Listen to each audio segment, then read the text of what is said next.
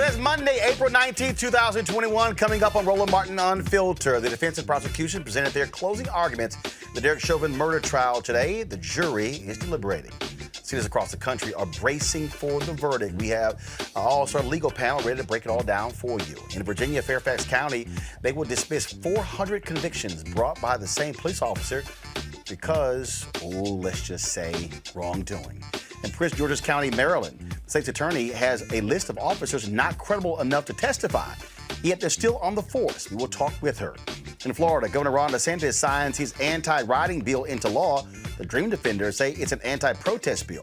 We'll be joined by their executive director. Republican Congresswoman Marjorie Taylor Greene announces she plans to introduce a resolution to expel Democratic Congresswoman Maxine Waters from Congress.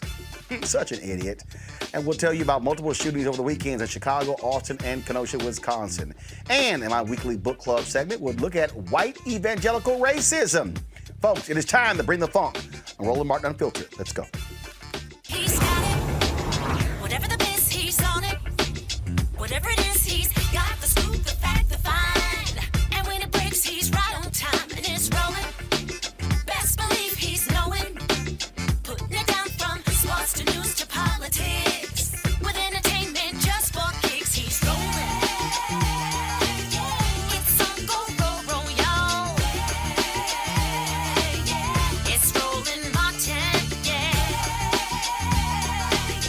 Rolling with Roland now. He's funk, he's fresh, he's real, the best, you know he's Roland Martin now.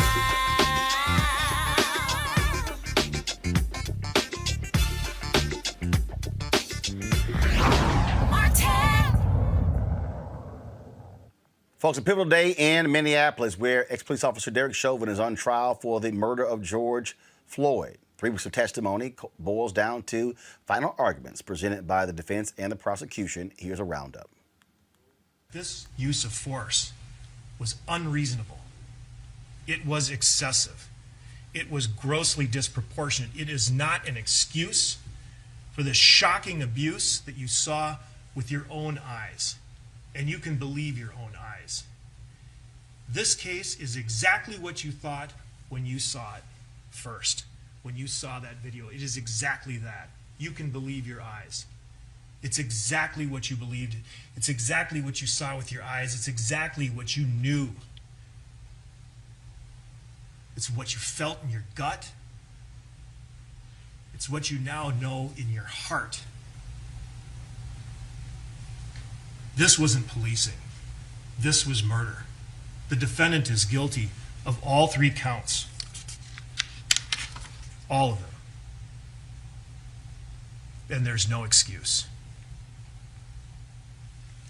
His heart failed because the defendant's use of force, the 929, that deprived Mr. Floyd of the oxygen that he needed, that humans need to live. And Dr. Tobin knows because he is a pulmonologist. He's a lung doctor. But for the defendant's actions, pushing him down, would George Floyd have died that day? Was it drugs? He just miraculously die of a drug overdose in that time? Maybe it was the tailpipe. Maybe it was his enlarged heart. Maybe not. Use your common sense. Use your common sense. Believe your eyes. What you saw, you saw. And George Floyd replied, I'm not trying to win. I'm not trying to win. I'm scared. But the defendant was trying to win. He wasn't going to be told what to do. He wasn't going to take a challenge to his authority. He was trying to win. And George Floyd paid for it with his life. The presumption of innocence, the defendant is presumed innocent. That's the starting point. He's presumed innocent of these charges. And this presumption remains with him throughout the course of the trial, the presentation of the evidence, throughout the course of your deliberations, until and unless the state has proved its case beyond a reasonable doubt. The defendant does not have to prove his innocence. We talked about this in jury selection. we talked about the starting point. The defendant doesn't have to try to catch up. He starts at the presumption of innocence. The criminal case is kind of like baking chocolate chip cookies. You have to have the necessary ingredients. You've got to have flour and sugar and butter and chocolate chips and whatever else goes into those chocolate chip cookies. If you have all of the ingredients, you can make chocolate chip cookies. But if you're missing any one single ingredient, you can't make chocolate chip cookies. It's a simple kind of analogy. But the criminal law works the same way. We say, we call the ingredients the elements.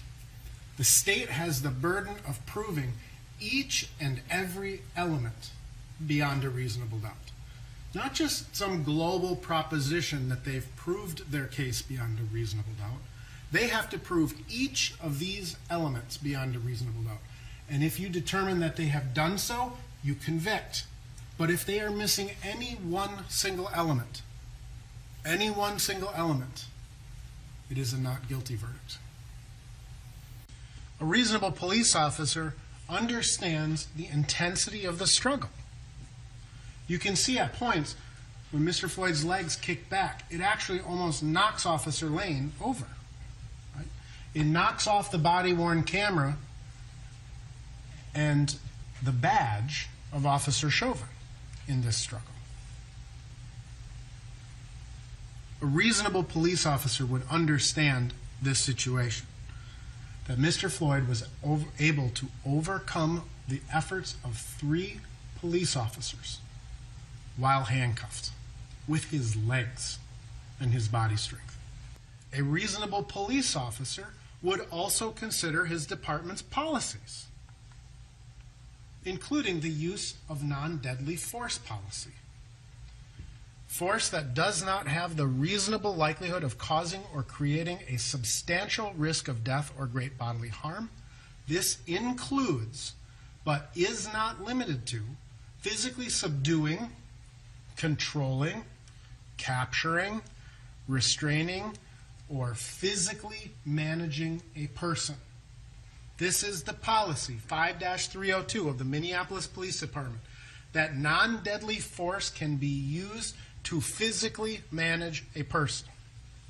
So throughout the course of this trial, the state has focused your attention on 9 minutes and 29 seconds.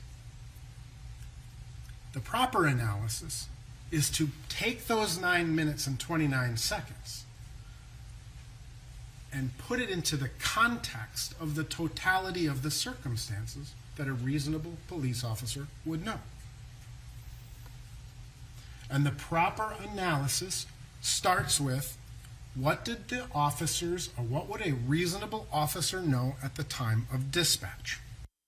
I'm going to start talking to you about what I call the 46th witness. You actually have heard from 45 witnesses on the stand, but there is a 46th witness.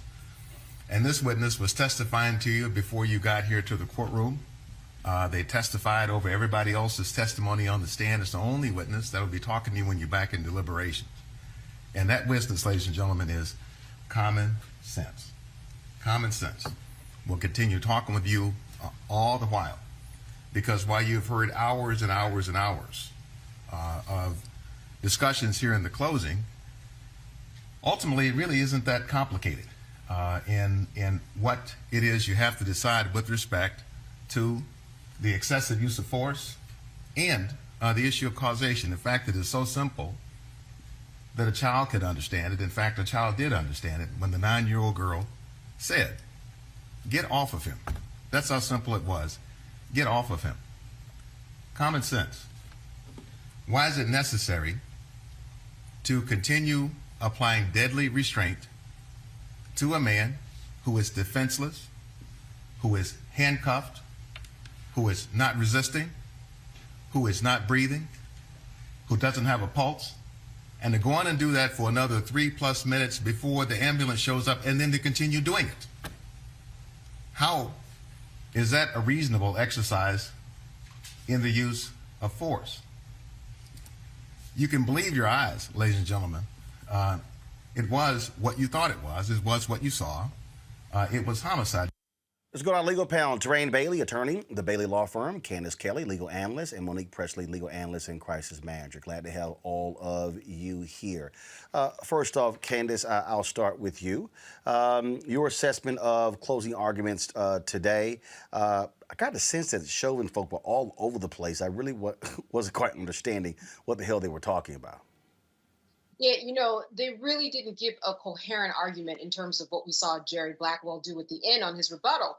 We saw how he just decimated their argument and went step by step as to what they were trying to present, and basically saying, like the soundbite said, just listen to your common sense. They're going to talk to you about causation. They're going to talk to you about heart disease and meth and fentanyl. They're going to talk to you about exhaust, right? Carbon monoxide. But when we look at that, all of those Jerry shredded. And I think that we got not only just a good idea about what jurors were going to have to grapple with, but what just good lawyering is overall. We saw that there was a good story to tell, and Jerry Blackwell especially told it very, very well. Monique, your assessment? I think the prosecution as a whole did its job and did certainly enough to get the desired and proper outcome, which is guilty. It should be on all three of the charges. The defense has been just borderline abysmal throughout, and today was no different. They've resisted every urge to make coherent arguments. They've resisted every urge to try to actually put through the type of analysis and factual debate that would lead to a reasonable doubt. The entire time it's been grasping at straws, it's been conjecture, it's been hypotheticals, and I just pray that that was not effective for a single juror. Terrain, you have been quite critical of, as a defense attorney, what you have seen from the Chauvin defense team. Again, your assessment of these closing arguments today. One of the things you learn when you become a defense attorney is that when you're presenting your case to the jury, you need to tell a coherent story. You need to have a theme and a theory. There was none of that here. They just threw everything from beginning to end just up on the wall, hoping it would stick. We heard everyone blamed from the perspective of the witnesses, from the EMTs not arriving on time to exhaust fumes being the reason why this man, George Floyd, is dead. We heard everything but a reasonable explanation why this evidence doesn't support a conviction. And it's very disappointing to see a defense attorney go out there and do a subpar job. I mean, every defendant deserves to have competent counsel, and that did not happen here. When we talk about, we start breaking all of these different things down, what was very interesting as I watched these closing arguments, how the prosecution, Candace, just completely said, they talked about drugs, 1 pill found. They talked about this drug, trace amount found in his body. They talked about this. No, you just don't just die arrhythmia just for the hell of it. I mean, it was. I mean, I was sitting there going, man, my man is just sitting and just crushing every single thing they threw out. Oh, yeah, absolutely. I don't know what he had for dinner, but for lunch, he had that defense every time he came up to speak about what was going on. I think one of the most interesting things, too, was this visual that he had where he broke down George Floyd's life in 10-minute increments to get rid of this argument that maybe everything just culminated at once and everything coincidentally happened at the same time, that he just died at the same time that the knee was on the neck, but it's not because of the knee that was on the neck. So seeing that one dot on the screen represent his, excessive force and break it down that way. He was just a good storyteller. He really captivated you. And when you look at Eric Nelson, I mean, he hasn't been a bad storyteller up until this point. But here, you have to believe in your argument so that the jury can believe in your argument. And we didn't see that. I didn't see a lot of faith. I didn't see a lot of what he had in his opening argument. If you go back to the opening arguments and look at all the promises that were made by the prosecution and the defense, This is where at the end of the story, we have to make good on the story.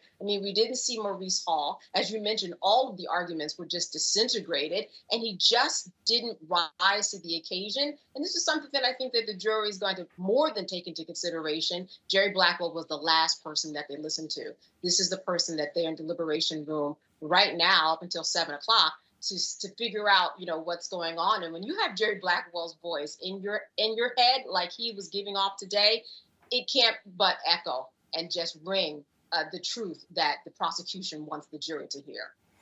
And to that particular point there, Monique, in terms of what was laid out, from your vantage point, put yourself in the seat of that jury. You're sitting there, you're listening to these arguments being played out, you're listening to what is being said. How do you assess, again, put yourself in the place of a jury, how do you assess that? I think that jury likely has been ready. And so that's why I was amused by defense counsel Nelson's arguments at the end about how they should have been sequestered all along and et cetera. Listen, the agitation that he was getting before lunch that was obvious to everybody in the courtroom from that jury would have been 3 times as bad. This has, as we learned, they've had 40 plus witnesses, and there's been more than enough evidence for each of the elements of each of the charges. And that's why I thought that lead counsel and Scheicher did an excellent job of being forceful, being emphatic, but being very measured and very calm at the same time, utilizing appropriate changes in pace and vocal inflection in order to, without yelling at jurors, because they can't stand that, without doing that, actually going methodically through piece by piece. And as the other counsel on the panel have said, it was just unanswered. And I agree that is shameful. I've been a criminal and civil defense attorney for 22 years, and that is not what meets constitutional standards of adequate defense. And as I have said all along, I've been looking at it thinking, are they going for insufficiency of counsel? Because this is a terrible job. So without being able to actually look at the jurors and see who was paying attention and who wasn't, all I could say is I know that they heard enough, and I couldn't understand for the life of me why defense counsel kept insisting on playing that video. That video was murder to their case, and there was no shine that they could put on any part of it that assisted them. I would have had to been forced to play that video on cross. I didn't understand it watching any day of the trial, and I didn't understand it today. I'd be like, what video? The one of the things that was interesting took place, Terrain, when it came to this nonsense dealing with Congresswoman Maxine Waters. Okay, before I play that, at noon, when they broke for lunch, there was a news conference. The George Floyd family, attorney Ben Crump, Congresswoman Joyce Beatty was also there, Reverend Jesse Jackson Sr. Here's what Congresswoman Beatty had to say. Thank you. I'm here on behalf of our 56 members of the Congressional Black Caucus, several of them with us today. We come today in solidarity with the Floyd family, with all of the street fighters, the activists, the congressional people, because today it is not Minnesota versus all police. It is about Minnesota versus Derek Chauvin. And in the words of George Floyd's daughter, my daddy will change the world. This verdict today changes the world. Thank you. All right, so this weekend, Congresswoman Maxine Waters was in Minneapolis, and then she said this to protesters.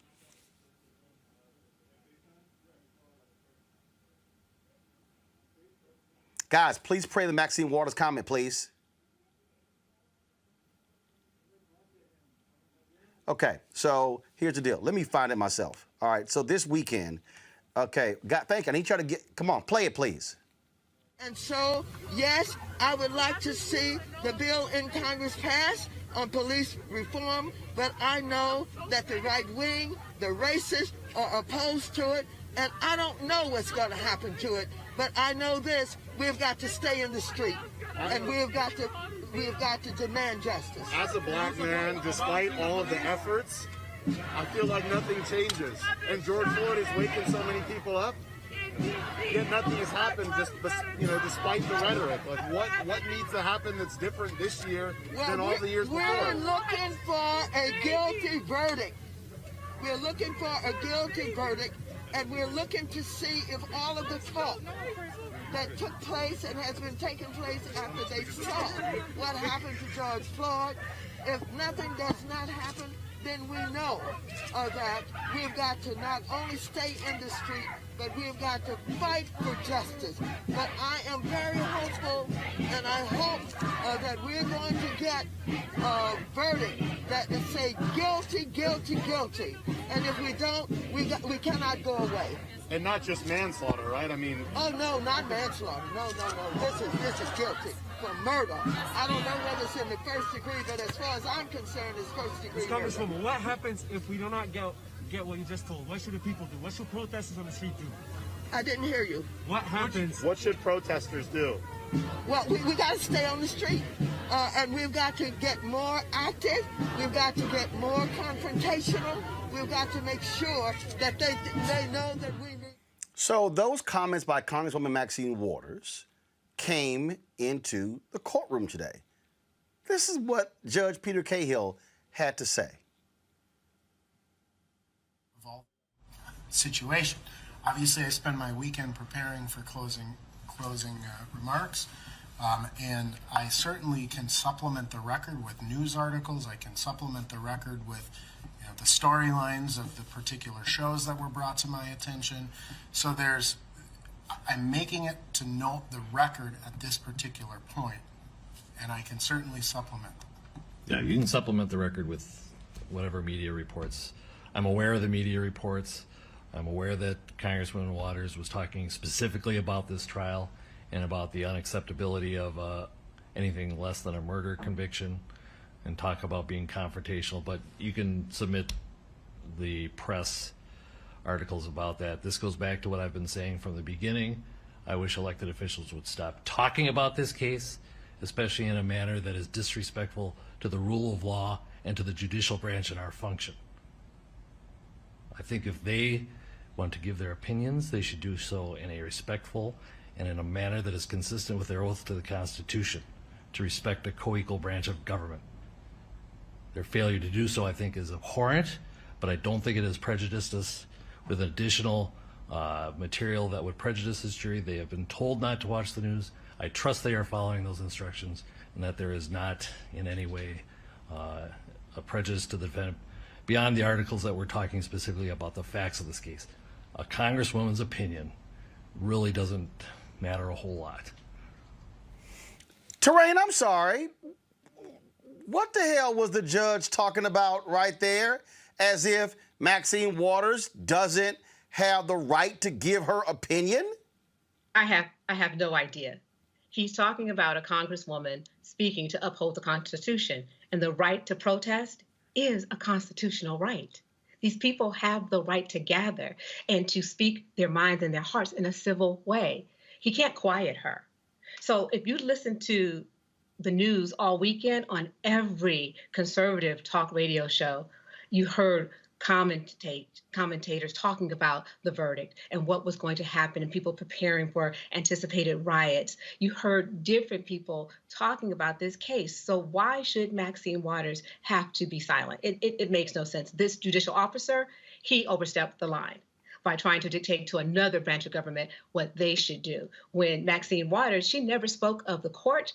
She never spoke of him personally. So he was far outside of the scope of what he should be doing from the bench today. But Monique, even if she did, she's not a participant in the trial. I mean, so then to say that, oh, you may now have a basis of an appeal?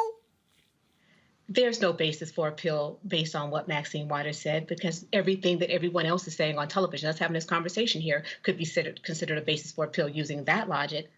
So she is not a party to this case. There's no gag order precluding anyone from Congress and even commenting. So where he's going with that is truly showing his slip is hanging. he's showing where he is as far as his political views and wanting to silence that woman. Monique? So I'm of two opinions. I've already tweeted out one of them. It's odd to me that everyone from the current president and vice president of the United States to world leaders to local and state officials have made comments about the wrongfulness of George Floyd's death, the hideousness of his killing and its criminality.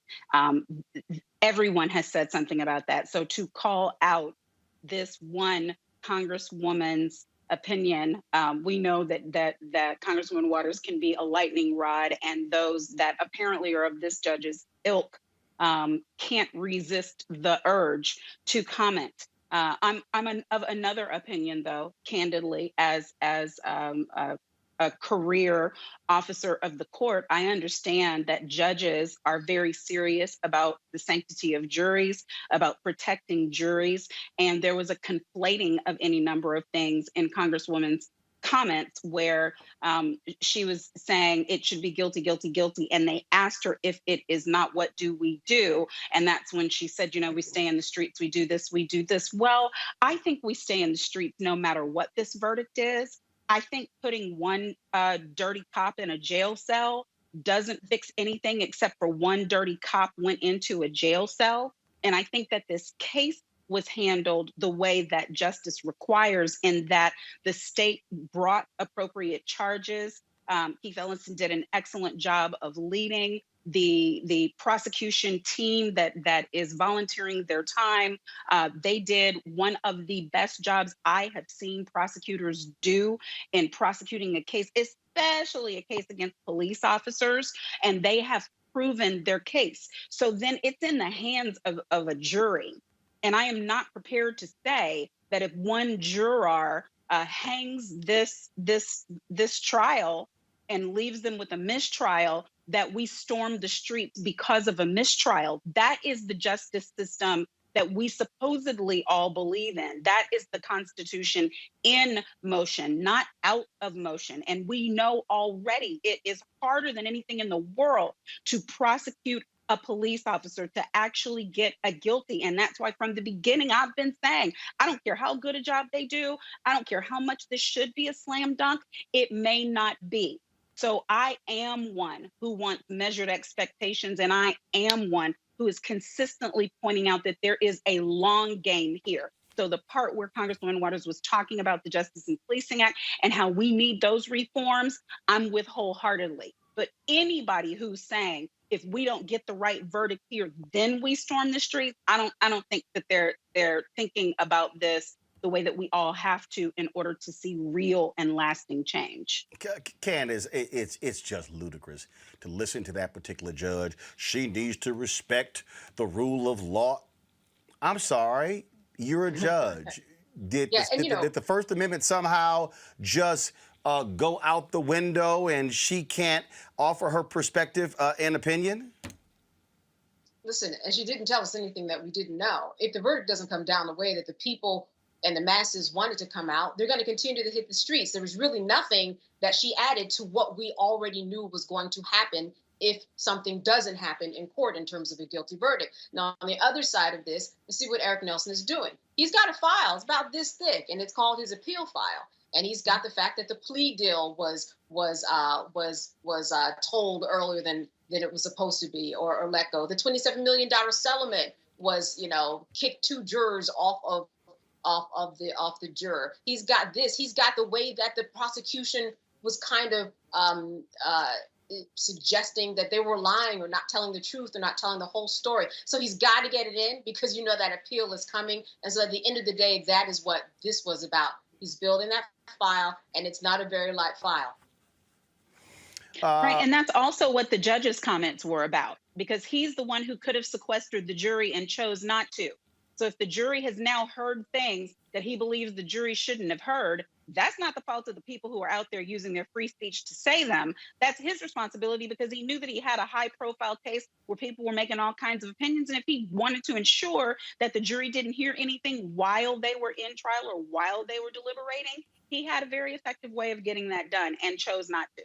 So that's the appealable issue. It's not the comments. of the Congresswoman, it's the judge who may have made an error. And that's, if we get any kind of conviction, that's going to be in the file. All right, folks.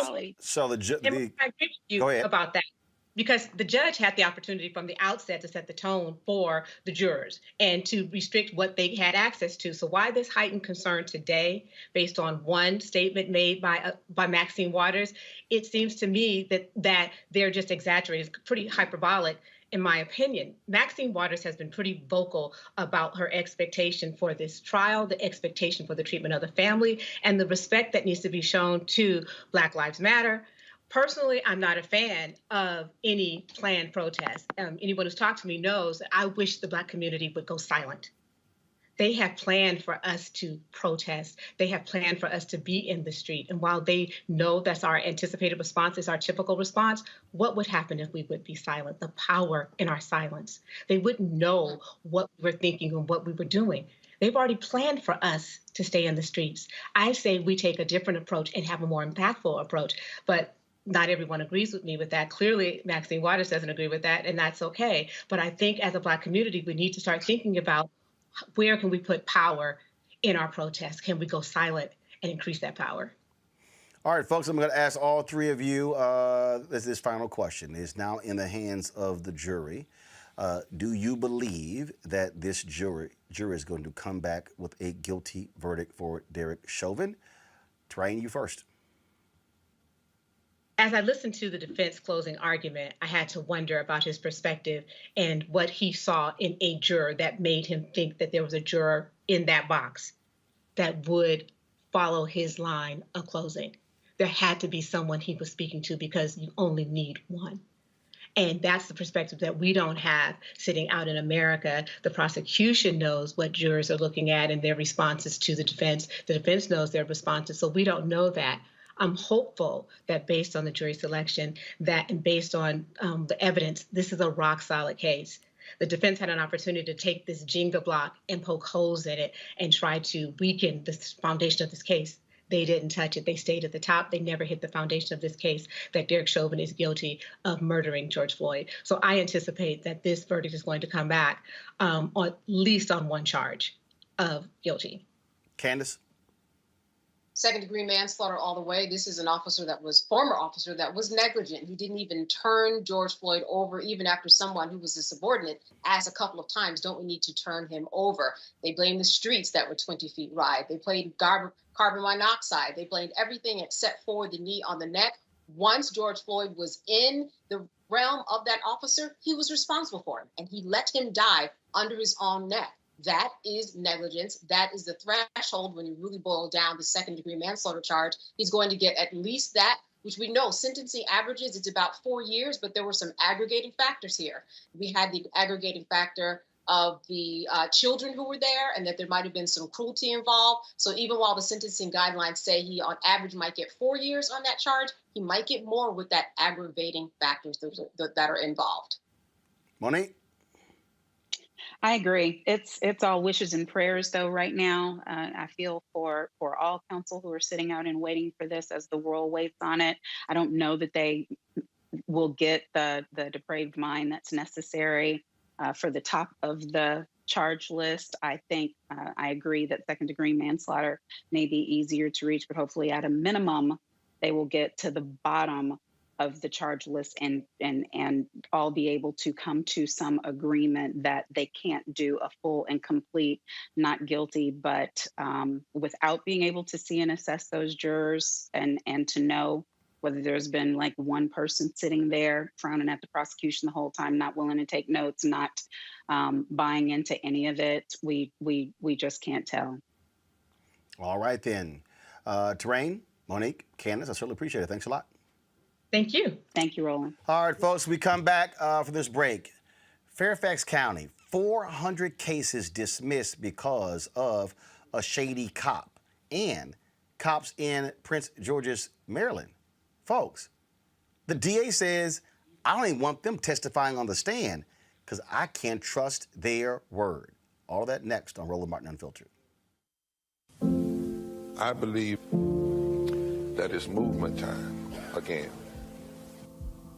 In America today, the economy is not working for working people. The poor and the needy are being abused. You are the victims of power, and this is the abuse of economic power. I'm 23 years old. I work 3 jobs. Work 7 days a week. No days off. They're paying people pennies on the dollar compared to what they profit, and it is time for this to end. Essential workers have been showing up to work, feeding us, caring for us, delivering goods to us throughout this entire pandemic, and they've been doing it on a measly $7.25 minimum wage. The highest check I ever got was nearly $291. I can't take it no more. You know, the fight for 15 is a lot more than about $15 an hour. This is about a fight for your dignity. We have got to recognize that working people deserve livable wages. And it's long past time for this nation to go to 15 so that moms and dads don't have to choose between asthma inhalers and rent. I'm halfway homeless. The main reason that people end up in their cars is because income does not match housing cost. If I could just only work 1 job, I could have more time with them. It is time for the owners of Walmart, McDonald's, Dollar General, and other large corporations to get off welfare and pay their workers a living wage. And if you really want to tackle racial equity, you have to raise the minimum wage. We're not just fighting for our families, we're fighting for yours too. We need this. I'm going to fight for it until we get it. I'm not going to give up. We just need all workers to stand up as one nation and just fight together. Families are relying on these salaries, and they must be paid at a minimum $15 an hour. $15 a minimum anyone should be making to be able to stay out of poverty. I can't take it no more. I'm doing this for not only me, but for everybody. We need 15 right now.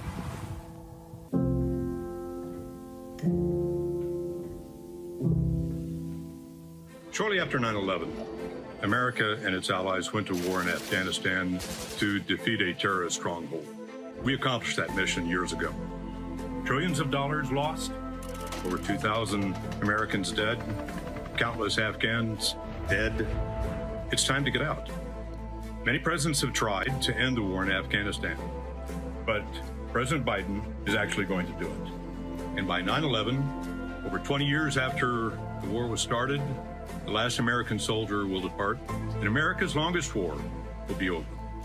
Promise made, promise kept. Hey, what's up? This is Marlon Wayans. No, it's not Kenan. No, or as some of y'all say, Clignon. No, it's not Damien. It's really, it's not Damon, because I do not have a bald head. It's one of the Wayans. It's not Winans, because they have been coming up to go, hey, how you doing? I love the Winans. There's no BB and no CC in this family. There's Kiki and Damon. So I am one of them Wayans brothers, or as you may want to call fraternity population. There's the Chinese, and then there's the Wayans. There's so many of us. 7 Wayanses was born during this drop. So you are watching my man Roland Martin, who really is swagged out. I want to give a big shout out to my man Roland Martin, because he inspired the generation. He's the one that got Al Sharpton in the gym doing selfies. He got at Reverend Al was like, oh, I see Roland trying to look like he got a little 2-pack. I'm going to get him one better. He's the one that got Al doing the one-handed almost push-up on the desk. So Roland Martin is the inspiration behind that. So be sure to tune in and watch. Roland Martin, Unfiltered.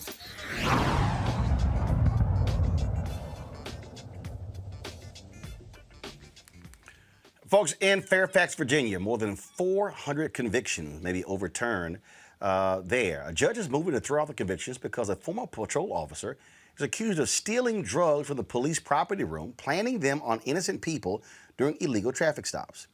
Jonathan Freitag resigned in May of 2020 after the FBI joined Fairfax County in a criminal investigation after receiving a tip in July 2019. A year later, he was hired by the Brevard County Sheriff's Office in Florida, who found no disciplinary records in his file. Freitag was involved in 932 cases in his 3 years as an officer in Virginia. Brevard County has launched an investigation into the cases Freitag handled. He has denied any wrongdoing, and he has not been charged. Let's go to my panel and talk about this here. I mean, this is crazy when you think about it. And so Avis Jones-DeWeaver, leadership strategist, joins us right now. We also are joined by Julian Malveaux, president emerita and economist at Bennett College, and we'll be joined later by a third panelist. This is crazy, Avis. And for all the people, again, they go, oh, just a few bad apples. You're talking about the planting of drugs on people. And this guy gets another job. If you are a lawyer and you are disbarred, you don't get to easily just go to another state and keep practicing law. No, you lose your law license. Absolutely. This is ridiculous. First of all, that is just absolutely sadistic, what he did. We all know what the long-ranging implications of that are. You know, he probably got people convicted on felonies that stay on their records, precludes them even after serving their time of being able to get jobs oftentimes that will ask if you've ever been convicted of a felony. There are so many ways in which that has repercussions on your life, potentially for the rest of your life. So the fact that this man serially framed people in this way is disgusting. And you're exactly right. The police in this nation are uniquely protected from having to face personal responsibility for their illegal and immoral and just disgusting actions. This is why, once again, the Justice and Policing Act is so important, because one of the provisions of that act is to create a database where policemen who are fired due to misconduct would be kept there so that other police departments would know what happened. There are so many things wrong with this picture. It's just hard to even sum it up in one quick sentence. It's a whole bunch of things wrong, and they all need to be changed. Julian? This boy needs to go put up under the jail. Not in the jail, but up under the jail. This is some craziness. DC firefighter, at the time, a father of a 5-month-old was framed. 400 cases. But what this does tell us, and I think Avis is absolutely right, it tells us that this is a pattern in practice in policing. And we, in our community, can take it back to post-Reconstruction. We could look at the 1920s and 30s where people were accused of attacking a police officer who was not attacked. You know, there are just so many cases. The Justice and Policing Act not only must be passed. When the young people began to say defund the police, I was like, I don't know about that. I'm there again. Let's just start over. Just fire all these Maryland farmers. Those who know me, what I just fire all these Maryland farmers and start over. Require, as they do in Europe, 2 years to 3 years of training. Make them have college degrees in a number of areas, sociology, not just criminal justice, sociology, psychology. Turn them into human beings, because too many of them, as we see from Chauvin, are not. Look, we see examples of this all the time involving these police officers, and the thing, and we've heard this talked about repeatedly, because we saw in the case of the cop who killed Tamir Rice.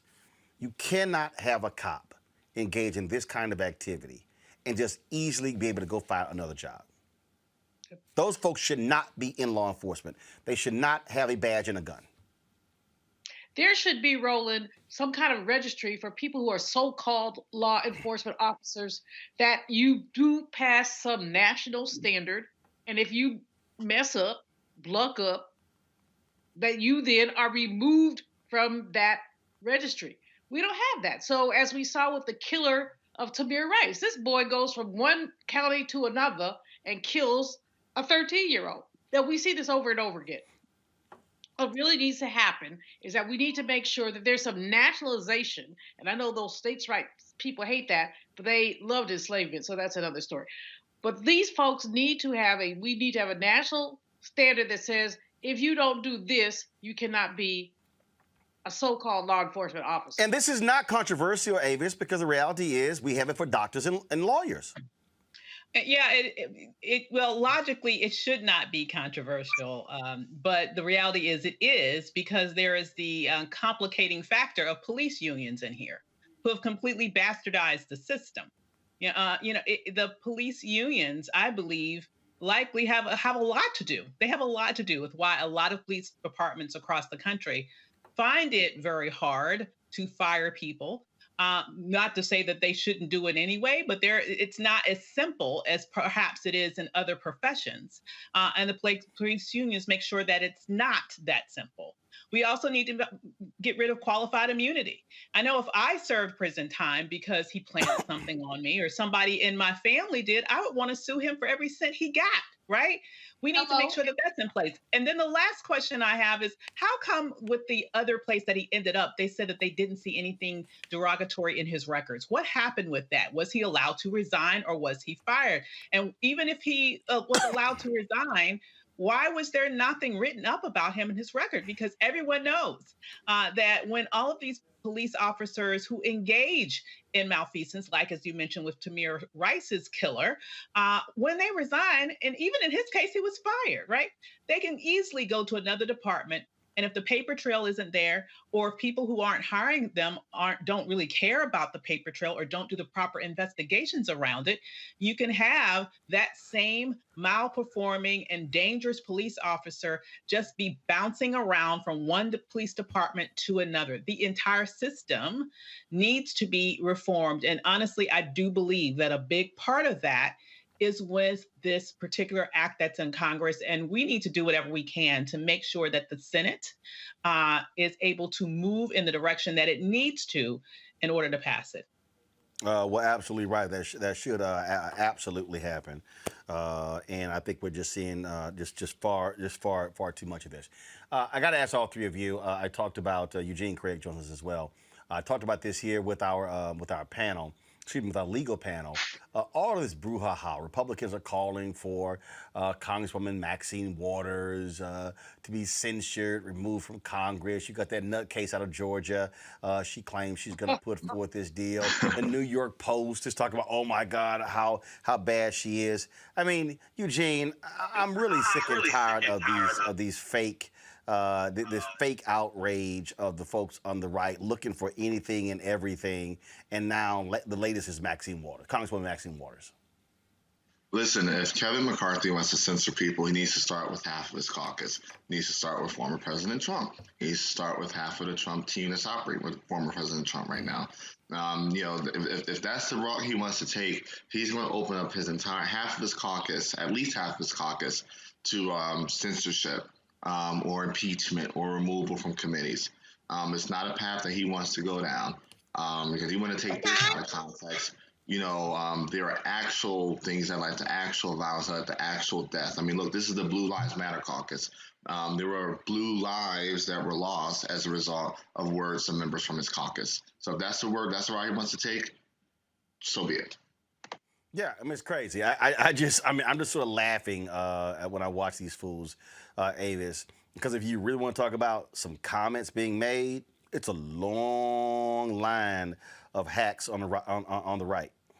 Absolutely. I mean, hypocrisy might as well just be the middle name of that party, the grand old hypocrisy party. I mean, that's what I'm going to start calling them right now. It is absolutely ridiculous. I mean, you don't have to look that far back when you might recall someone who later ran for president, ran an entire ad in the New York Times saying that young boys who were accused of a rape that they didn't commit should basically be murdered, right? You don't have to look far back for that. And I don't hear anybody looking back and castigating the former person who resided at 1600 Pennsylvania Avenue as in any way being wrong for doing that among this ilk. So they are forever doing this, number one. Number two, in terms of being hypocrites. Number two, the bottom line is Congresswoman Waters remains someone that they have a unique level of disdain for.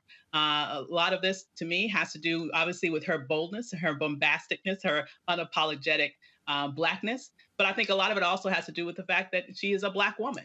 And they cannot stand, they literally cannot stand to see a free Black woman who is willing to speak her mind. The reality is she said nothing that won't happen. We all know that if this particular decision goes the way that it might go in terms of letting this murderer get away with murder, there will be protest. That's not a grand revelation. But once again, they want to sort of drag her name through the mud, claiming that she's doing something wrong, which last I heard, even a congressperson has First Amendment rights, and she's within her rights to express her opinion. Julian? Don't mess with Max. That's all I have to. Don't mess with Max. She is our shero. She is our role model and our leader. This is nonsense. If they want to throw somebody out of Congress, try that little Barbie doll from Georgia. I forgot her name. But anyway, I did remember it, but I'm not going to call it. But that's who you need to throw out of Congress. Maxine Waters has stood up for us over her entire congressional career. She has made it clear that you do not mess with Black people. She was out there when those police officers brutally beat Rodney King and were exonerated. And she's going to be out there as long as white police officers brutally beat Black people and are exonerated. She was speaking into the rebel possibility. If Chauvin is acquitted, folks gonna blow. She said, as Ava said, she just spoke our reality. I mean, I will take my over 65-year-old behind to the streets, behind that one, and I've been in the streets in a little while. And a lot of other people will. This is an absurdity that the defense is trying to make this case of, oh, well, maybe he had a big heart. Oh, maybe he did this. Maybe he, smelled the exhaust pipe. She just said what Black people are thinking. This cannot happen. Don't mess with Max. Let's go to Maryland, where Prince George's County State's Attorney Aisha Braveboy has created a system to keep track of police credibility. Brady List will identify officers who will not be allowed to testify on behalf of the state based on their discipline records. Prince George's County State's Attorney Aisha Braveboy joins us right now. I'm glad to have you back on Roland Martin Unfiltered. Thank you so much, Roland. Great to be. Credibility is critically important. We have seen other cases where police officers have knowingly lied on the witness stand. Judges in Chicago admonish folks for doing so. What happened here? How bad did it get for you to say, I got to create a list of cops who I simply can't trust on the witness stand? Well, we've always had the responsibility and the duty to disclose information that may tend to impeach a government witness. And so that was as a result of Brady versus Maryland, the 1960 Supreme Court case requiring the state to turn over exculpatory and impeachment material to defense counsel. But what I decided was that, looking at our cases, we want our cases to be about the underlying case, not about the credibility of the officer. So we looked at the officers who have lied on the stand, who have exhibited bias, and we've determined that those individuals will no longer be sponsored by my office to serve as witnesses in our cases. How many folks are we talking about? How many cops? So we have about 15 that we have determined that we will not call to testify in cases. That list could potentially grow depending on the officer's behavior. This is really all about holding our officers accountable like our citizens and our residents expect us to. We want to be represented and have the law enforced by people who have integrity. And as the prosecutor, I have to trust the information and the investigations conducted by these officers. And so it is my duty to also hold them accountable and send the message to all of the departments that operate in my community that I will not tolerate officers who are not credible, who are biased, who exhibit prejudice against members of our community. So here's what jumps out at me. If there are officers who have knowingly lied on the stand, how are they still cops? Well, that's a really good question. And that is really a question for the department, for the administration, how they will choose to move forward. But we are in a system right now. We are operating in a system where the system is being reformed in every way. And so what has been tolerated in the past can no longer be tolerated. We're setting the standard in our office, and we're hopeful that the rest of our law enforcement community will follow suit. And what has been the response from the police department, from the leadership regarding this list, and also the police union? Well, I can tell you that the department did take our actions very seriously. I believe that they have removed those officers from any duty that involves interfacing with the citizens and residents of our county. And the union, of course, is not extremely happy about this move. However, I think that everyone has to agree that there's one set of rules. They have general orders. They are required to be truthful. And if they are not truthful, and if they act in a way that brings upon a question about their credibility and their ability to do their job in an unbiased way, that's on them. And so my job is to do my job, which is to hold everyone accountable. Just like I hold individuals accountable for committing crimes in our community, I have to hold our officers accountable for integrity and for being good, honest people who can investigate and enforce the law fairly.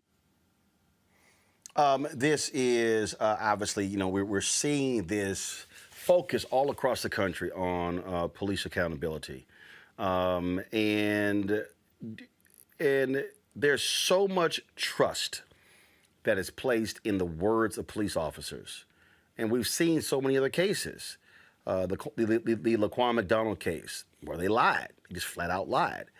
We've seen other cases, recent cases, where officers lie. They just make stuff up. And I just think that there has to be repercussions. We were just talking about the Fairfax County story, where they're talking about throwing out 400 cases because of the actions of this police officer. And I don't understand, again, how people act as if, well, that's just one or two. No. I mean, 15 is considerable for a list like this. Well, and let me just put it into context. We have about 1,500 police officers in Prince George's County and on the Prince George's County Police Department. We also have 26 municipalities within our county, and so each of them have police forces. So while the majority of the individuals who are on the list are from Prince George's County Police Department, there are other municipal departments that have officers that we believe are questionable and will not place on the stand. Again, I think prosecutors have a duty and obligation to set the standard. We are the top law enforcement office within our jurisdictions. And so we have the responsibility to say what will and will not be acceptable. And I believe that the departments that are within our jurisdiction will take heed to what we are doing and will make changes in their policies, their practices, and how they treat officers who have credibility or bias issues. So we're hopeful by setting this tone, sending this message, that there will be changes. All right, then. Prince George's County State's Attorney, Aisha Braveboy. We certainly appreciate it. Thanks a lot. Thank you. All right, then, folks. Got to go to a break. We come back. We're going to talk about this ridiculous, crazy bill signed by Florida Governor Ron DeSantis, an anti-protester bill. The Dream Defenders say they are not done fighting this. That is next on Roland Martin Unfiltered. You see what's happening. It's not just in Georgia. It's here in Florida and in 43 states across the country. Last year, I had my voting rights restored with an assist from the Florida Rights Restoration Coalition. I did it for myself, but also for my future.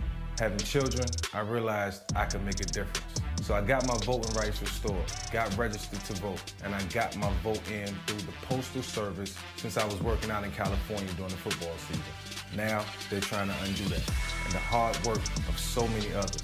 They're taking away drop boxes, making it hard to vote by mail, and they're still trying to make returning citizens pay for a poll tax just to vote. Now that we know what they're trying to do, let's stop them. Here's how. Call your legislators, call your members of Congress, and start by signing our petition at morethanavote.org/protect. The fight is not over. We're just getting started. Help us help you and protect our power. Hi, I'm Kim Burrell. Hi, I'm Carl Payne. Hey, everybody, this is Sherry Shepherd. You're watching Roland Martin Unfiltered. HB1, known as the anti-riot bill, also is signed into law by the governor of Florida, folks. It makes protesting a felony. Also allows local police to challenge budgets, opens cities to liability for poor riot control, and creates or strengthens penalties against those it deems rioters. It also protects all monuments in Florida. In a statement, DeSantis said, in part, if you riot, loot, harm others, particularly law enforcement, you're going to jail. We're not going to end up like Portland. The bill has been signed and takes effect immediately. Joining us now is Naila Summers, co-executive director of the Dream Defenders. Naila, glad to have you on Roland Martin Unfiltered. So, explain this bill. I mean, it's anti-rioters, but this actually goes much further than that. Much further. You know, this is Ron DeSantis's campaign promise to his base. He announced this back in September of 2020, in the middle of a summer of uprising, after he ignored the pandemic for months and months and months, right? People were in the streets grieving, hurting. And this was his answer. This is what he came to Florida with, HB1. At the time, he called it the most comprehensive bill of its kind. You know, it's a combination of anti-defund legislation, anti-protest legislation. It gives free rein to vigilantes to hit protesters with their cars. It also protects Confederate monuments. So it's just, he threw the kitchen sink at us here in Florida. And it's what he's telling his base that he can do with us. And it's his campaign promise. One of the things that that was even crazier, he wanted to expand the state stand your ground law. And this is from the Miami Herald, that to justify the use of force against people, go to my computer, please, against people who looted or impaired businesses and would have barred people from getting state benefits or state jobs if they were ever convicted of participating in a violent or disorderly assembly. But a state senator said there were parts of it we felt were not appropriate to fit within this bill. I mean, this is what they were doing. And what they're doing here, again, what he's doing here is mob intimidation statute, first-degree misdemeanor for a group of 3 or more people to try and change someone's viewpoints by using violence or the threat of violence, punishable by a sentence up to 1 year in jail. The law will also criminalize the practice of publishing a person's personally identifying information, such as addresses or phone numbers, to harass them online. Floridians will also not be allowed to post bail until they make their first appearance in court when arrested for a number of crimes, including theft and burglary during a state of emergency. Then the one that's interesting here, under the law, any person who, without permission, tears down any type of memorial dedicated to a historical person, an entity, or an event or a series of events would face a second-degree felony punishable by up to 15 years in prison. In prison, with no bail, right? And we saw this all over the country. People in the streets were saying, we cannot revere these old monuments. And that was one of the first things that Ron DeSantis mentioned in his bill, is locking people up, holding people accountable for defacing monuments. And we know that in Florida, that absolutely means Confederate statues, Confederate flags. They're all over this state. And so, 15 years is what he's telling us. If anybody were to deface anything, I mean, that's writing with a marker, that's, covering it up with a flag, that's anything. Now, here's what I also find to be real interesting. Republicans love talking about local control, local control, local control, big government. Go back to my computer, please. The law allows state's attorneys in each judicial circuit or a member of a city commission to appeal local police budget reductions. The appeal will be subject to review by the governor's office, which ultimately would rule whether it needs further review. Okay, the Herald article goes on to say, if it does, a separate commission, which includes the governor and the Florida cabinet, will have the final say on whether the local government should approve, amend, or modify a spending plan. How in the hell can the state tell a city elected by taxpayers how they should govern their city when it comes to the police? All under the guise of protecting law enforcement. Roland, that's the cover for this whole thing. This monumental, violation of our First Amendment rights in Florida. He's saying it's to protect law enforcement, all of it. So a municipality, a city could say, you know what, we want 10 less cars police cars this year. We're going to put that little money somewhere else. And it would have to go through the state attorney. And that was an amendment that got added because originally that approval had to go all the way up to the governor. So it's all a ploy. You know, today when he announced it, it was the first thing he talked about. It's what we call preemption, right? Where the state overrules the local. And it's the first thing that he talked about this morning when he announced the bill. He was so proud of it, so proud to be able to overrule cities, and we are not going to have defund the police here in Florida. So, you know, that's what's happening right now. And it's just such a violation. I have to laugh. We've been fighting this bill for months since he announced it in September. And so I laugh to keep from crying. How do y'all plan to respond to it? How do you plan to fight it? Well, we're definitely going to see him in court. Absolutely. Expect that very soon. And then, you know, he can legislate this racism if he wants to, but people are still going to be in the streets. We're still going to be fighting injustice everywhere all the time. I mean, he did this ahead of jury deliberations today, right? Like, the timing of this is exact. It's precise. He knew what he was doing. So we're going to keep our people safe. We're going to teach people about the bill, right? We got to tell them what their situation is now in Florida, what the consequences are, the risks, but also figure out ways to keep each other safe when we're out there, because he's just not going to be able to stop this movement. All right, then. Nyla Summers, co-executive director of the Dream Defenders. We appreciate it. Thanks a lot. Thanks, Roland. What we're seeing here, Eugene, is Governor Ron DeSantis running for re-election next year, and really this is all about 2024. This is all about him trying to appeal to these right-wing conservatives, trying to be as Trumpian as he possibly can.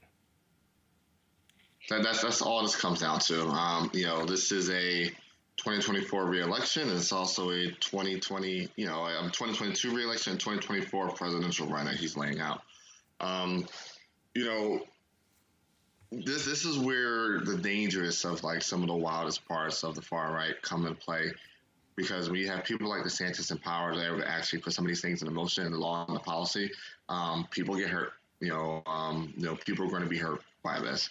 But I do think that it looks with my knowledge of the Constitution, the First Amendment, I would love to see how this plays out in court. You cannot, make illegal a citizen's right to address grievances against their government under the First Amendment, and that's exactly what he does here. What do you make of this, Julian, again, this crazy, outlandish bill that's now signed into law in Florida? Well, crazy and outlandish are the nicest things we can say about it. But here's the other piece, Roland. This will go to court, but it will go to a Supreme Court that's inclined against citizens. So there's a fight that's going on. I'm so happy that you had Naila on to talk about this.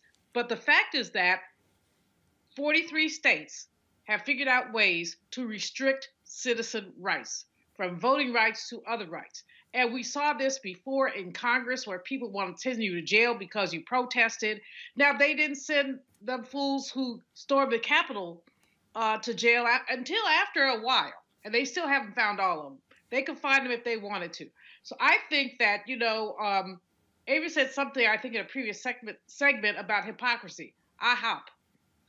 They think it's pancakes, it's International Hypocrisy Operations Program. And that's what we have here. We have hypocrisy and more. But I think that people, the more they do this craziness, the more essentially girded people are to say, oh, no, oh, hell no, oh, not here.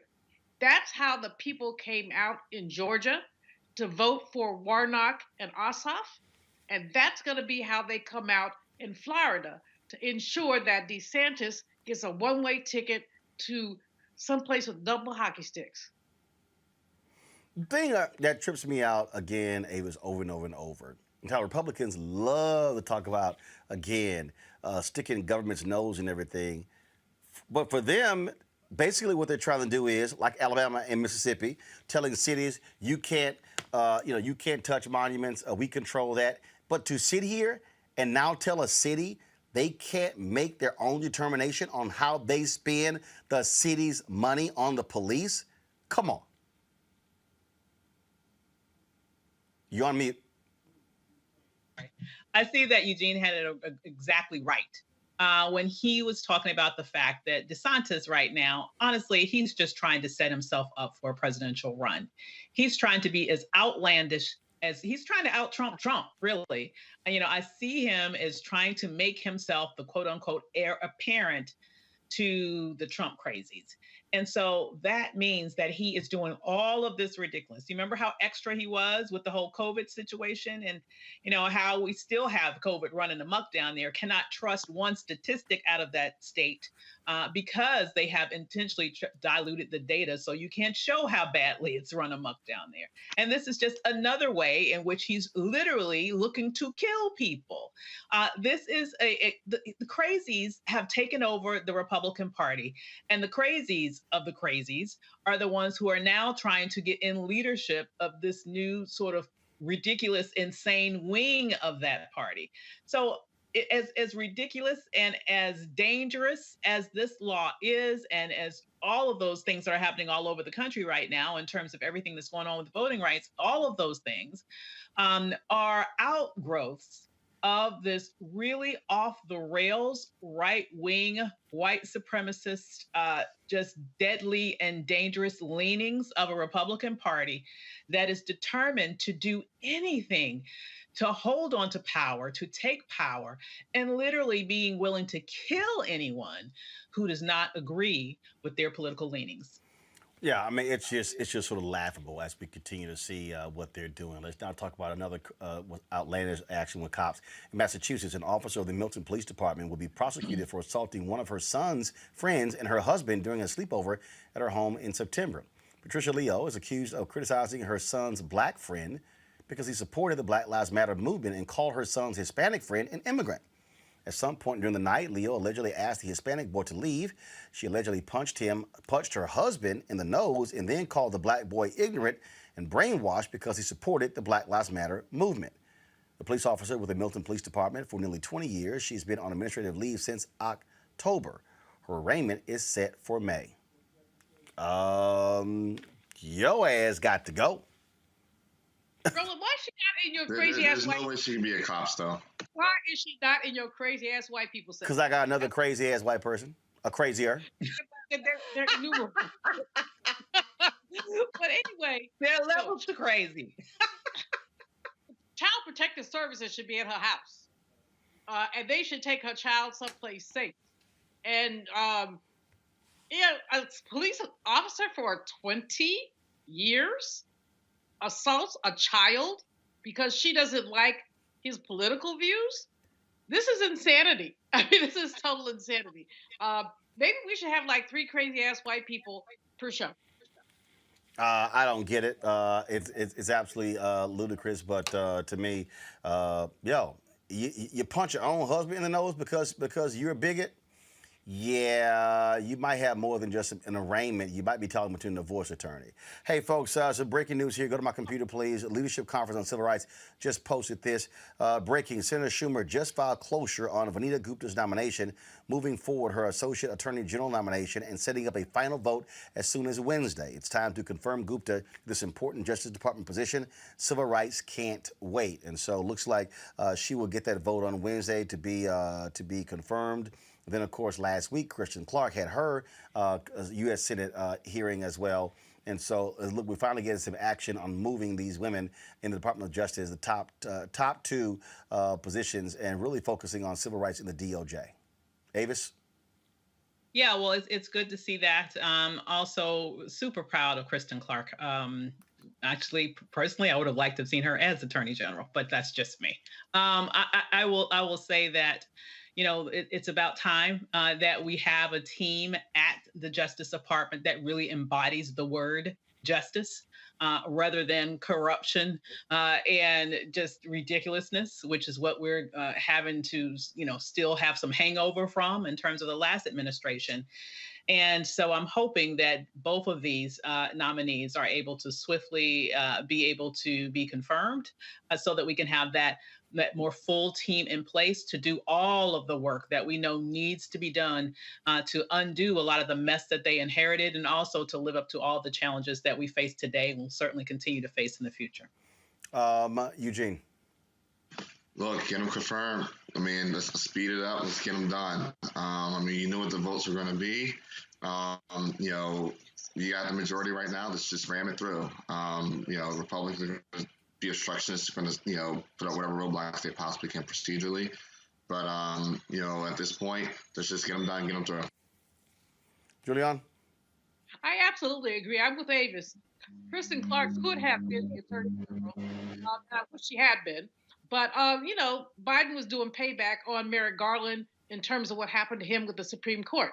Both Kristen and Vanita Gupta deserve to be in the positions they've been nominated for.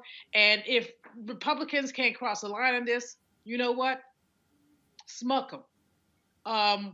You know, if Democrats hang together, and I hope that that Quisling from West Virginia doesn't start flipping and flopping. But if Democrats can hang together on this, we will have some very good people in the Justice Department. It will be justice, not just us white people. I gotta run this by y'all real quick here. So Kroger is having a few issues, y'all, because somebody posted a story here on social media where Kroger was closing 2 Southern California stores over $4 per hour hero pay ordinance.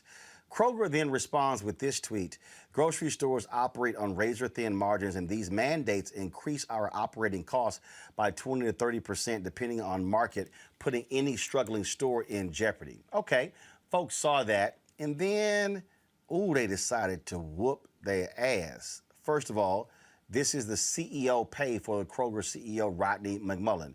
He made $21.1 million in fiscal year 2019. All right, so they hit him with that. Okay, all right. So let me show you this here. Y'all gonna really crack up after this one here. Then they also posted this about Kroger. Kroger dropped in this statement Kroger's strong fourth quarter performance and how well that they did. Okay, so they hit them with those receipts on social media as well. Well, this is the one that I really cracked up. Kroger had a conversation with investors. Their fiscal 2020 highlight: identical sales without fuel grew 14.1%. Digital sales grew 116%. Their brand sales are $26.2 billion. Their operating profit was $2.8 billion. Adjusted FIFO operating profit of $4.1 billion. It's a little hard, Eugene, to make the argument, oh my God, $4 per hour for employees increase is going to somehow drive us out of business when you did $2.8 billion last year. I mean, look, I'm not privy to how Kroger operates their business model. I know, some supermarket chains operate on a store-by-store basis, although they may have a parent company. But, most supermarkets are small businesses. Many of them are franchises. While the Kroger Corporation made that $2.8 billion across all their stores, what may affect one market one way may affect something a different way.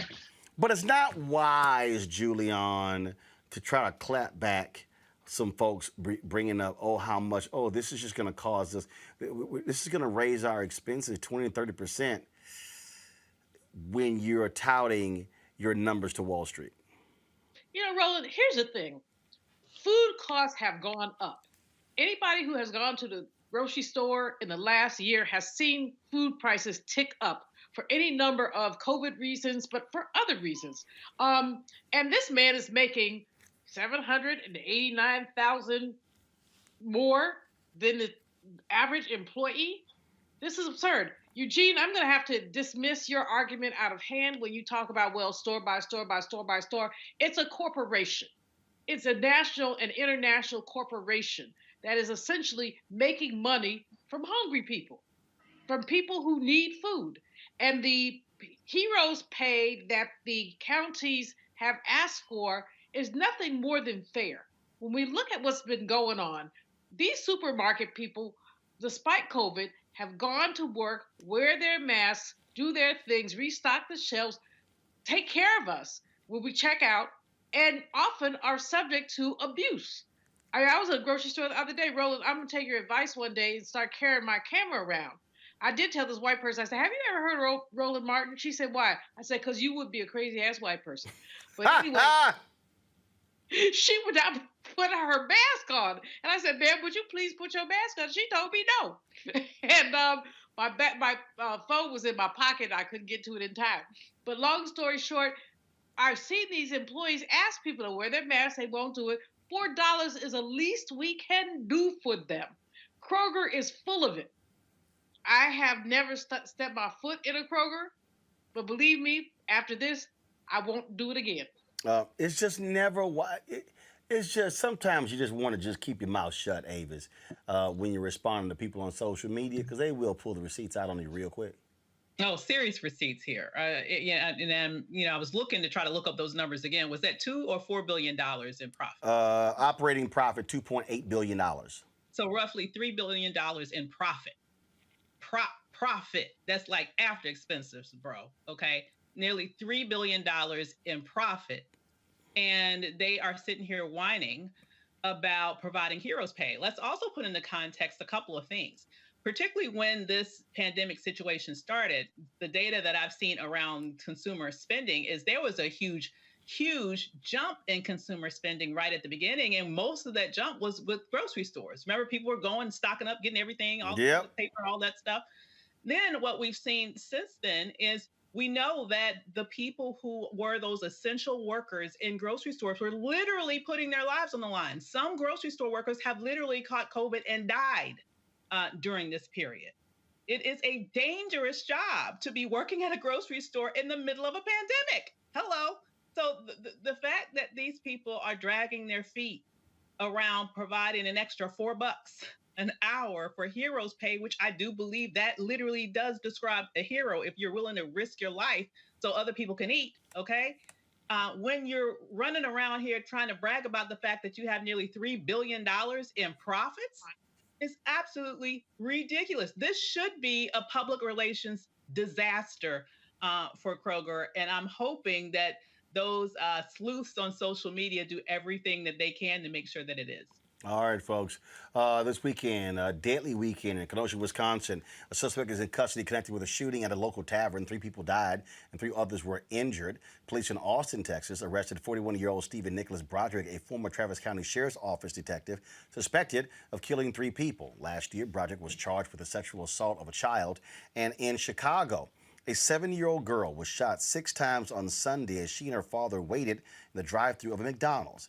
The child was pronounced dead at the hospital while her father is in serious condition. No one has been arrested, but police believe the shooting is gang-related. What's strange about this is over the weekend we saw these conversations taking place, Julian, with John Boehner, former Speaker of the House. And he was asked in one of these appearances with regards to, his thoughts on the shootings.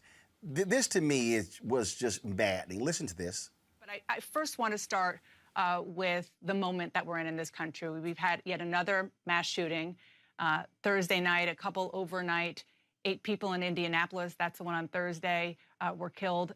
47 mass shootings in the United States in just over the last month. And I know you know this, polls show the vast majorities of Americans support at least some new gun restrictions.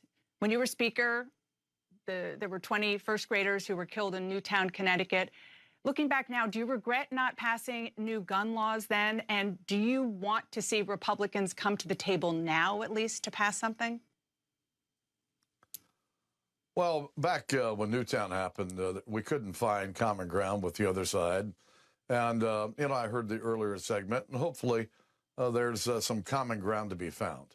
I know that Senator Pat Toomey's been working on this across the aisle, trying to come to some agreement, and hopefully they'll find some common ground, because this is, frankly, it's heartbreaking. I think it's embarrassing our country to the rest of the world, and we've got to find a way to deal with this problem. So this would be a top priority for you, if you were still Speaker of the House? But I'm not. So those in power now are going to have to figure out what can be done.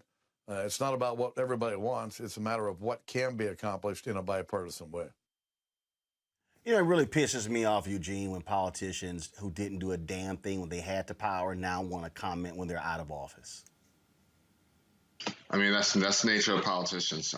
You know, politicians that just give it to you straight are very, very far and few between, because, you know, you don't want any friends or appease people that way. You know, what he probably should have just said straight up was that, you know, we probably need to find a way that, you know, to deal with, you know, mass shootings and gun violence that still protects Second Amendment rights. You know, that's probably the conversation that needs to take place. What he should have said, Avis, was, I didn't do my damn job when I was there because I was trying to kiss the ass of the NRA. Absolutely. And now that I'm a punk, and I'm out of office, I can sit here and claim that, oh, well, those people who are there now should work in a bipartisan way. Now that we know that his whole party, quote unquote, is now run by the crazies who aren't at all interested in any sort of bipartisan action on anything. So it's very safe and very convenient that he feels this way now. It is, once again, it shows profiles and cowardice. We see this a lot from politicians, but particularly those in the Republican Party who are now no longer there or who are about to resign. And right at the very end, when they're about to resign, they may develop a little teeny bit of courage, maybe the size of a mustard seed, to say something's wrong here. But the bulk of them who are in power right now, who see ridiculousness happening right now in this dire issue, are still too afraid to do anything or say anything about it. And we are living in a country that day after day are experiencing bloodbaths because we have politicians who are afraid to stand up and make the movements that they need to make in terms of legislation to put an end to this nonsense. Julian? You know, there's an intersectionality here going on. It's not just about the laws, although the laws are extremely important. It's not just about the action that Republicans, and they're not a party, they're a cult, but that those people take. But it's also about, why are these people, especially when it's young white men, running around shooting stuff up? When you look at Indianapolis, I mean, the dude was mentally ill. His mama called the FBI and said, come do something with this child. He had 2 long shotguns. So there is something going on in our nation that's corrosive, and we can't deal with it until we deal with a set of other issues, which frankly are not solely about and not grounded in, but revolve around issues of race and people like that Marjorie person, this whole notion of white exclusion, the notion that they believe that they're being written out. So when they believe they're being written out, they cling tenaciously to symbols of whiteness, like guns, like Confederate statues. We can talk at the top of it about, okay, IDs, background checks, and all that. Fine. If you want a gun, you can find a gun. And so I think that our nation is up for a reckoning. I don't think that anybody is better suited to do it than a Joe Biden, the old white man who started out kind of someplace and is now in the right place with a good VP. But there's a reckoning that has to happen. And until we have that reckoning, we're going to keep seeing this stuff. You talked about whiteness. Well, the reality is that is really the subject of a new book that we talk about next in our book club. White evangelicals play a powerful role in the disunion of today's American political scene, and also the role they have in the Republican Party. Dr. Anthea Butler, she's the author of a new book. It is called White Evangelical Racism, The Politics of Morality in America, and she joins us right now. This is the book right here. Again, White Evangelical Racism, The Politics of Morality in America. Dr. Butler, glad to have you on here. And the reality is this here. We see it constantly. We saw it with Donald Trump, how they sucked up to him the racist things that he said. They didn't care. Xenophobic things, whatever, don't care. The attack on Muslims, don't care. And that these white evangelicals, these white conservative evangelicals, it's more about whiteness than it is about Jesus. That is absolutely correct, Roland. Thank you for having me tonight. I wanted to show this as a history in this book because I think it's really important for everyone in America to understand that evangelicalism, the foundation has been racism since the 19th century and even before that, but especially from the 19th to the 21st century. And the ways in which they've used morality to shield the kind of power that they want and the ways that they have placed themselves within the Republican Party, I think is important for where we have been and where we're about to go in this country right now. And the reality is, I'll give a perfect example. You have Ralph Reed. He has his Faith and Freedom, or Freedom and Faith, whatever the hell they call it, annual deal. And there have been a number of times I've gone on his list, and it's all of these Republican candidates come through, all these Republican speakers. And I've often tweeted them saying, boy, I noticed, I said, for a so-called faith conference, y'all ain't got one session on poverty or any of the stuff Jesus talked about. And it's amazing how their business interests are their interest on all these other issues, and it's not about faith, but they use that Bible to bludgeon others when it comes to the culture wars. No, that's absolutely correct. I mean, because the number one thing is about how do you get the power and how do you get the money. I mean, I think one of the things that people need to understand is that all this time when evangelicals were talking about abortion, they were talking about same-sex marriage, they were talking about all these things that they detested and the kind of morality they wanted. I think one of the things that was really interesting from 2016 forward is that Donald Trump blew all that up and let everybody else see it. Some of us knew that before. But when you're talking about going to meetings with Ralph Reed, I mean, Ralph Reed had this all down back in the 90s. Before it was Faith and Freedom, it was Christian Coalition.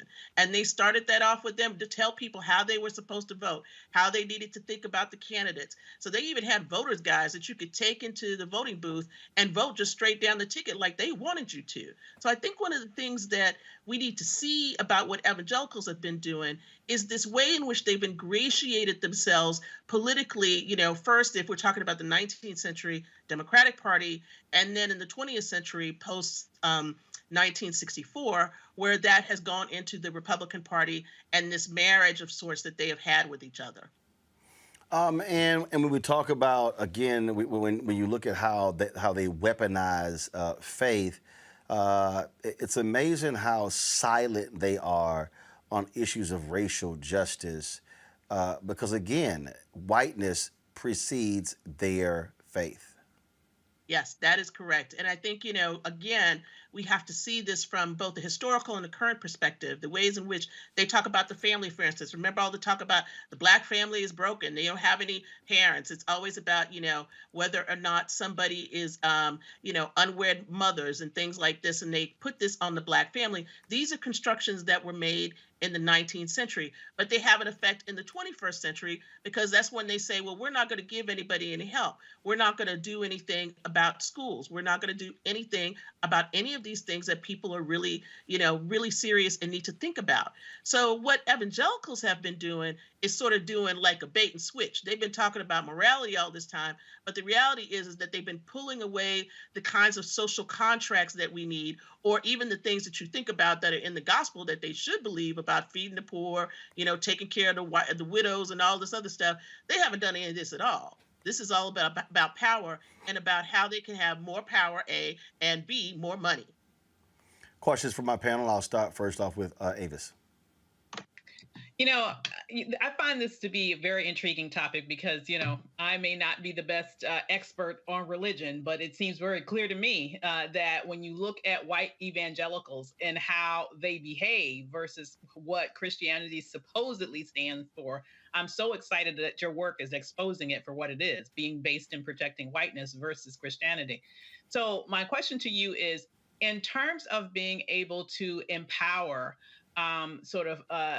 Christians beyond that specific ilk to maybe call them to task, do you think that there is anything that other people can do who are maybe interested in perhaps showing a more strong fidelity to the morality and to the standards of Christianity, to really call out these white evangelicals as the once again the hypocrites that they are there? I'm thinking of Reverend Barber perhaps as an example, but other examples of how individuals who are more true to faith, what they should do to call out this sort of strong voting bloc that really stands for nothing more than weaponizing their racism in the political sphere. Yeah, no, that's a really good question. I think one of the things you first have to do is if you are in any of these churches, you need to get up and go because basically you're subjecting yourself to this kind of thinking. And I think for a lot of Black conservatives, especially, they have bought this hook, line, and sinker. And that means that they are projecting this out into our Black communities is one thing. Second, I think about pastors, not just about Reverend Barbara, but, Reverend Otis Moss, Reverend Freddie Haynes and others who are preaching what I would call a more full gospel. And in terms of thinking about social justice, the kind of race issues. The other thing I think is really important is I think that Black Christians need to stop playing these racial reconciliation games with white evangelicals. I'm looking at right now what's happening with the Southern Baptist Convention and how they're having Black pastors leaving like Dwight McKissick and others because they finally figured out that they had enough. What they didn't understand before is that they were pawns in this game of making those people look like they were less racist than they really are. And I think that's the other thing we have to call out is that the kinds of people who continue to support these white racist structures by saying we don't see color are in fact, messing up their Black brothers and sisters because, and as a matter of fact, the color that they see just as much as white evangelicals is white. And that's the important part.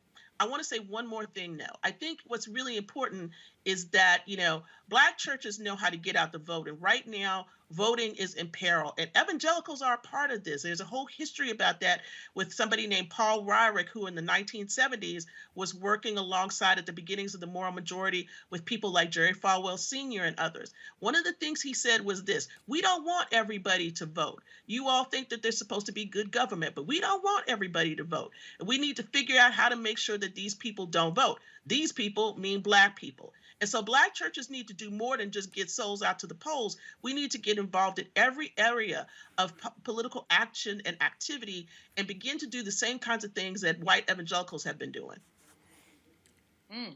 Julian?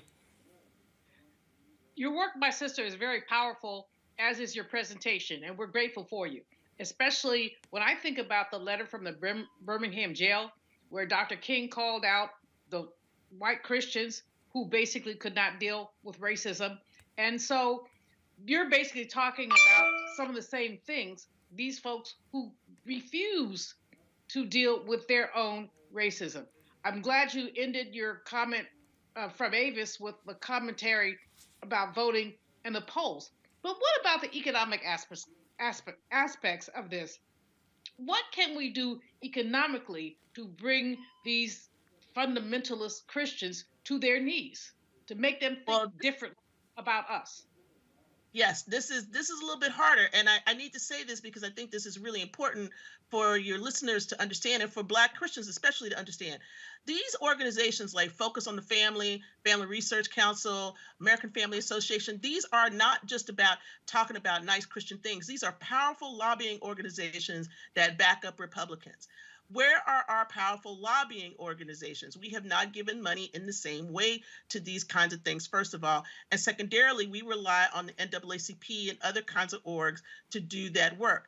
We need to start to think about how do we get organizations that are fighting for the things that we want. One of the things that people said, in various administrations, I'm not going to pick on anybody right now, is that Black people bring out the votes for you, but we don't get the things that we want. And I think that one of the reasons why is because we have to have a concerted organization about how we do that and how to put the pressure on lawmakers and others and people in your own community. Right now, people in my home state of Texas are fighting about voting right now. They're trying to get this thing so that they don't lock down things like they've locked it down in Georgia. And I think that's where we need to start to train our energies, and that churches will have to think about how do they get involved, because this is disenfranchising Black people. This is a way in which we're not being able to move forward. One more thing. I think a lot of times what we don't even consider are the ways in which white evangelicals are embedded in law enforcement and how that works out. This whole Blue Lives Matter thing, the ways in which, the police get sacralized, this organization that was raising money for that boy in Wisconsin that went and shot 2 people after the police shooting. That's a white Christian organization raising almost $1 million for a kid who went with a gun and shot people indiscriminately. Now, I ask you, how do we get through all of this? Well, one thing we have to do is to begin to realize that these organizations are there, and that, again, if you are a Black person, stop giving money to this and start to think about the ways in which you can empower organizations that are fighting for the rights of people in a much more broad way than just these narrow ways that you have been. Because I think a lot of people out there are giving their 10% to white churches and white leaders that don't need their money. Eugene.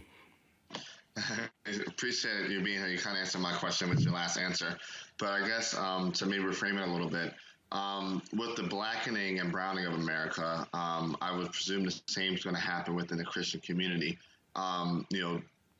What were some of the tactics that maybe some of the organizations can take to prepare for that, to assume those mantles of power and those mantles of influence?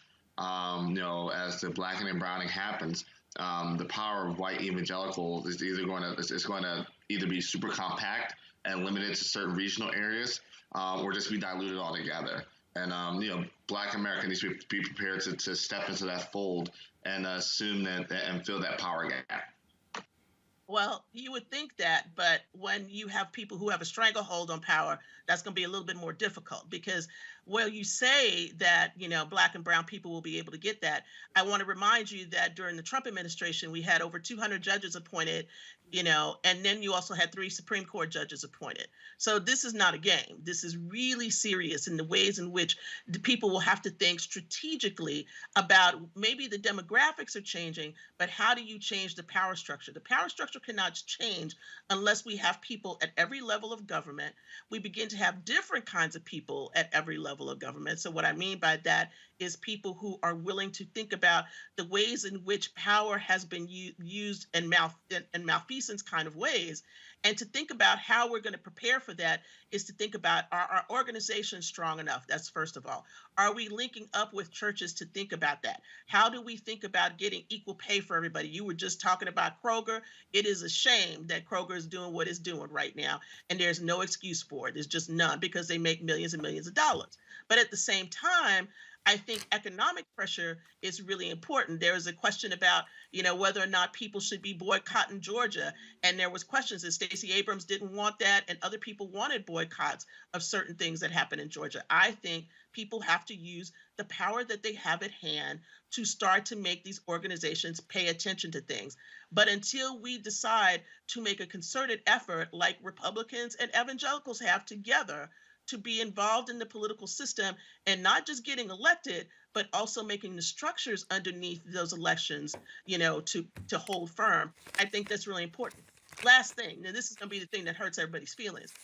I think that many of these churches and religious organizations in this country probably need to pay taxes because they've gotten away with this for a very long time. We see all the stories. There was just a story today about a pastor, I believe, somewhere in the DC area that got 1.5 million PPP money and just used that to buy a bunch of cars. Excuse me. This is ridiculous. And I think that it's not just the ways in which people take money from the government, but it's also the ways they fleece people in order to buy jets and all of this kind of stuff. And we joke about that. But there's a real serious part of this where evangelical Christianity has turned into a real business, and we need to start considering it that, and we need to start taxing it. All right, then. All right, folks, here's the book again. Show it, please. The book is called White Evangelical Racism, The Politics of Morality in America by Dr. Anthea Butler. We appreciate it. Thanks a lot. You're welcome. Take care. Thank you, Roland. All right. Thank you very much. All right, folks. Real quick, I'm going to first of all, let me thank Eugene, Avis, and Julian for being part of our panel today. I certainly appreciate it. Thank you so very much. And as well as, appreciate it. Of course, our legal panel, we thank them as well. Let me give you a shout out to the folks who joined our fan club: John McCall, Cornelia Ojukwu, Miriam Dries, Charles Bell, Derek Thomas, Rosetta Fulwiley, Veronica Robinson, Edgar Easterlong, Doris Lowe, Gina Watson, Melanie Tittle, C. Harris, Ruby Hightower, Barbara Jones, Lynette Hadley. Hey, got this note here. I slept on you for a minute. Thank you for waking me up to the content that dictates why we experience daily tribulations. Monday through Friday, from what I see on YouTube, there's not a close second place to your show. Keep doing what you're doing. I'll be a contributor here on out. And so, Bale, I certainly appreciate that. Thank you so very much. I enjoy real news, and you do bring that. I will get a second job in order to support the vision. Big screen, take Fox out. Cornelia, I appreciate that as well.